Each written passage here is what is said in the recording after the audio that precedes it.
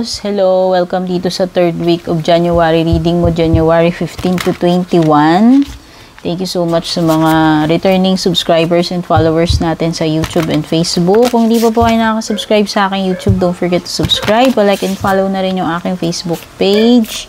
Regarding personal reading services, mag-message directly po kayo sa aking Facebook page. Kunin muna natin yung overall energy mo.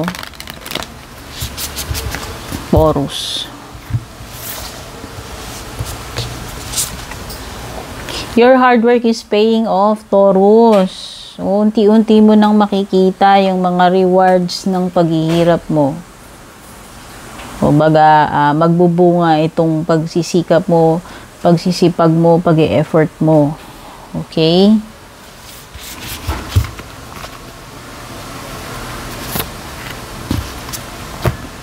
Tignan pa natin yung iba mo pang energies.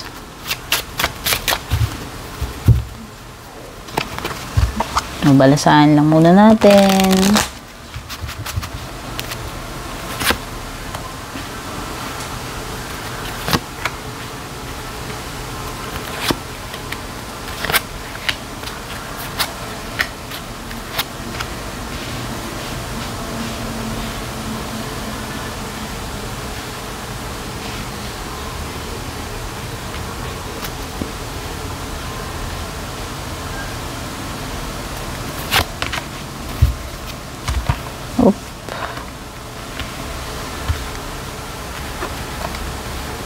Death card. So, merong Scorpio energy.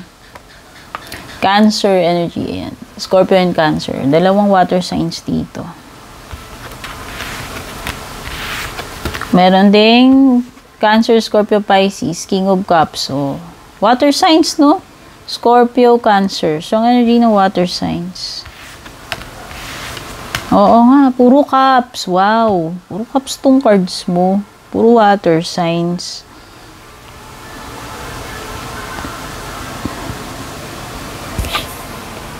So, ayan, nakita ko dito meron kang transformation na nagaganap ngayon sa sarili mo, Taurus.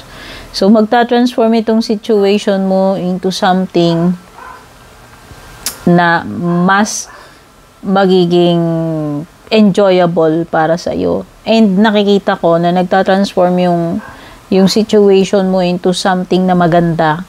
Kasi, ayan, malapit mo na talagang ma-achieve itong goal mo. Ayan. Meron kang dalawang cards na nagsasabi dito. Chariot card at saka ito. Kumbaga, itong mga efforts na ginawa mo, sacrifices na ito, kung ano man, no? Ito yung nagbubunga na siya eh. Unti-unti mo nang nakikita yung mga resulta ng paghihirap mo. Ayan, no, papunta ka na sa magandang outcome with the Chariot card. Malapit ka na doon sa goal mo. Papunta ka na doon. Actually, OTW ka na. On the way ka na doon. Nakikita ko yan. Bakit mo ma-achieve ito? Kasi ikaw ay devoted. Naging devoted ka dito. Sa kung ano man itong goal mo, yung ginagawa mo. Talagang ibinuhos mo lahat yung iyong commitment dito. Ibinuhos mo talaga, itinodo mo lahat. Devoted ka dyan sa ginagawa mo. Kumbaga, ikinomit mo talaga 100% yung sarili mo dyan. So, kung ano man yung pinag-uusapan natin dito, whether personal development, o kung ano man, yung mga gusto mong ma-achieve, eto yun, no? Nagpe-pay off na yung hard work na ibinuhos mo dyan. So, congrats sa iyo, Taurus. Nakikita ko rin dito na parang maiimbitahan ka, ayan. Si Knight of Cups to. So, pwedeng may water sign. Di ko alam kung water sign yung mag-i-invite sa'yo. Basta may strong energies ng water sign. Scorpio, Cancer. No? To be specific, Scorpio and Cancer. May strong energy. May imbitahan ka, parang may party. Party, kasiyahan, okasyon, seremonya, binyag, kasal, birthday, o kung ano. Basta iimbitahan ka dito. Oo. Meron, may mga dito, enjoyment, partying, makikipag-socialize ka, yan, makikihalubilo, banding, no? Ayan. Nakikita ko rin may lakad. Mukhang matutuloy ka dito sa lakad mo. Very sure yung cards mo dito na kung meron kang traveling na gagawin or kung meron kang pupuntahan or mag-a-abroad, no? Kung yung iba sa inyo mag-a-abroad, nakikita ko talaga matutuloy itong pag-a-abroad ninyo. Wow. So, ang pinaka-powerful nga na nakita ko dito, eto, yung devotion mo. So, dahil ito, kasi yan, nakita ko dito, may mga may mga bagay kang sinakripisyo dito. May mga sacrifices kang ginawa in order to achieve this goal. At saka sabi ko nga, diba, ibinus mo lahat.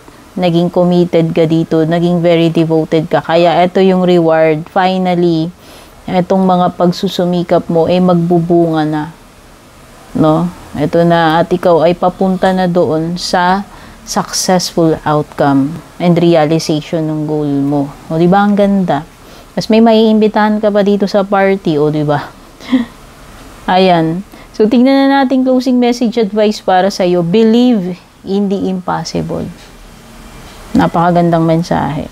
Ang ganda ng cards mo, energies mo. Kasi ayan, o, nagbubunga na yung mga pinaghirapan mo. Tapos, kung ano pa yung impossible, may tendency na matupad. No?